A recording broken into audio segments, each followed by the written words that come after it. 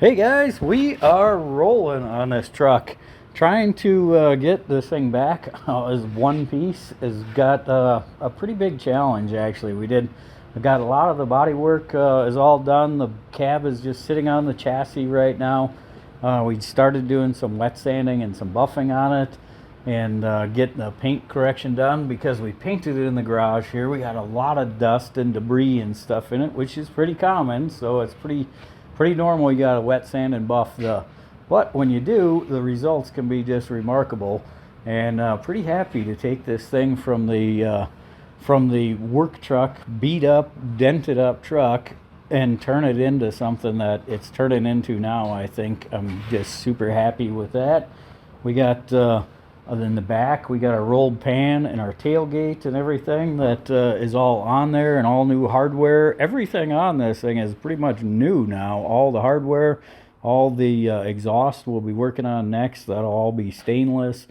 Everything in the interior, we're putting all new glass in it because it was a Mexico truck or southern desert truck. And when it's all the glass on it was completely scratched up because of all the sand in between everything. All the rubber on the truck was completely gone. All the plastic is gone. So we just got all our parts and pieces for that. We got also our headliner done, and now we have all the parts and pieces from Tobin's Auto Parts up in East Bethel. We picked up all the rest of the parts for this thing to put it back together. And the matching door panel we're missing, so we got the carpet in here now, and headliner completely finished up. Now it's time to just snap everything together, and once we get our new glass in there, we can button up both doors, the interior. We also got the whole bottom of our dash from Tobin's as well.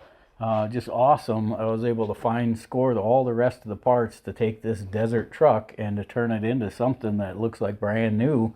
With all these parts and pieces, got a little bit more work to do to the motor, and then we should be able to get that thing fired up as well.